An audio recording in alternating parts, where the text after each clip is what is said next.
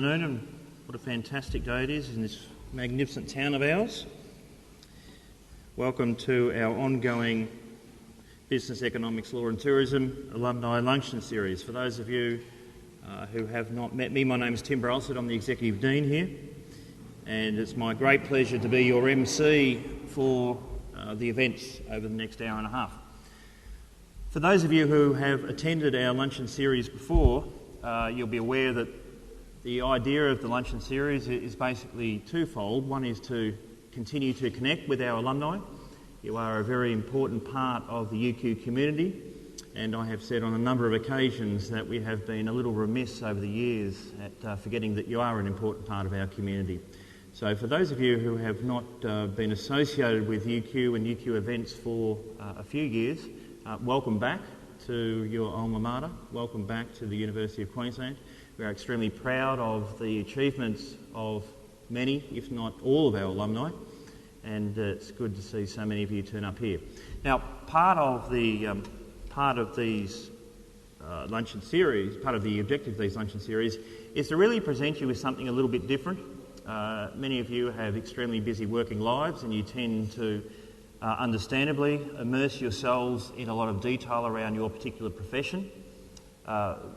The luncheon series is not designed to basically be a PD type session. We think that there's enough of those events around town. Rather, this is an opportunity, as I have said before, to engage in a cerebral lunch, really to get you thinking about a few issues outside of the square, so to speak.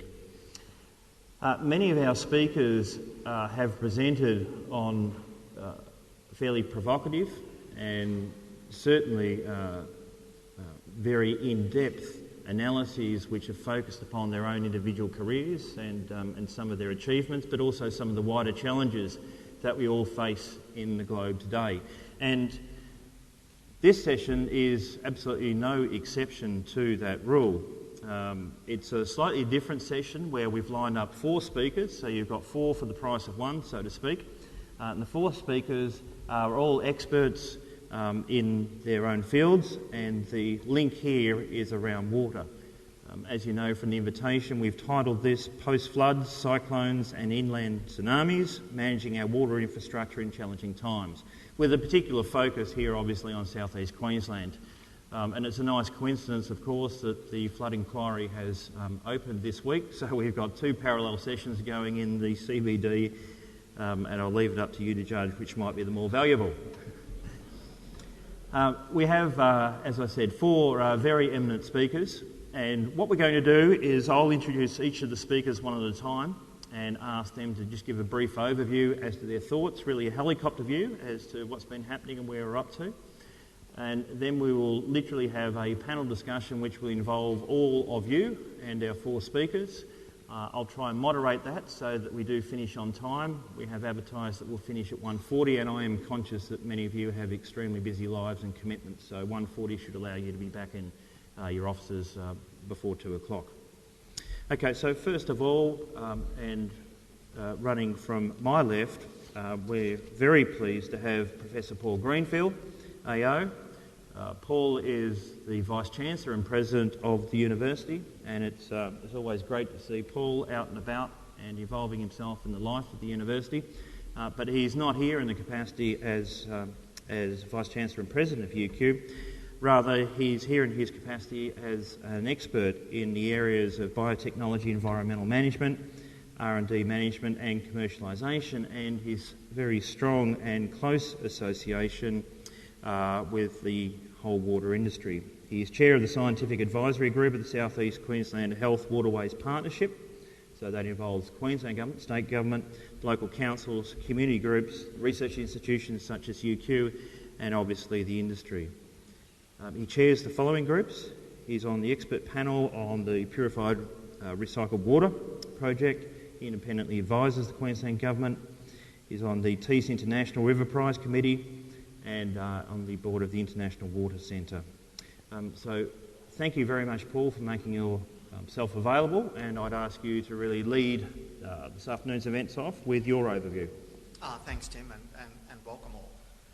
Let me just make 4 contextual points, and then I'll just say something about how you might tackle both the drought and the flood situation.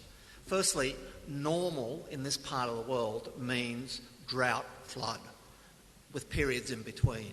That is, we live in an environment where droughts and floods are the norm. If you go back over the recorded history, that's what you see, and it will continue. So that's the first thing. And you have to manage the risks at both ends of the spectrum and in between. Second, the year-to-year climate variability is greater in this part of the world than the predicted changes that will occur due to climate change. The predicted changes in climate change are still just predicted, but they do suggest a slight reduction in the available water supply, largely because of increased evaporation rather than major reductions in rainfall. But those are still very early stages, but the year-to-year variability is greater. The third point is that as you have an increasing population, you come up against the constraints on water supply and indeed on excess water because of the land that you ultimately build on. So every person who lives, works or plays in southeast Queensland consumes water, generates wastewater, generates nutrients and basically degrades the system incrementally. And so we've hit some of those constraints. The fourth point is there is a quality-quantity debate.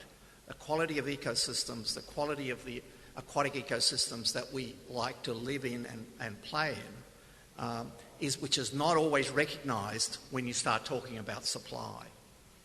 And that's an issue. So they're the four contextual issues. In terms of managing drought risks, it's a classic risk reduction strategy. You integrate your supplies of fresh water in a defined region, which is what we've done. We had every council before running its own little water supply. Hopeless if you're trying to reduce a drought risk. By integrating supply across a reasonable area, that area for water will always be much smaller than for electricity. We have integrated networks for electricity, but water molecules are a lot heavier than an electron. And it takes a lot more energy to move water around than it does to move an electron. But you integrate. That's the first thing. Secondly, you have to diversify your supplies. So you have a mix of climate-dependent dams, groundwater, relatively climate-independent, purified recycle, and climate-independent, which is desalination. With that mixture, with that portfolio, you can essentially ensure that you have a supply of water under the worst conditions in terms of supply. You will pay a premium for that. And what we have done in southeast Queensland is we've taken out an insurance policy against drought. And that insurance policy are the additional plants that were built. Now, they were built in a hurry and they were built rather late, which means the insurance premium we're paying is a bit higher than if we'd thought about this more rationally a decade ago and built them more slowly, would have been. But it basically is an insurance policy. In terms of floods, in terms of the excess water, of course the issue, I'm sure as you appreciate, it's just the fact there's too much water in too little time. You have to slow that down. Dams are clearly part of that, absolutely key part of it. But building practices and other issues are also important. It seems to me there are fewer options on the excess water in a short time than there are in terms of the drought scenario for reducing risks. So there's no magic, but I think the key thing we have to appreciate is that we live in an environment where normal is a cycle between a drought and a flood. And you have to factor that into the thinking. Thank you, Paul. And we'll move now to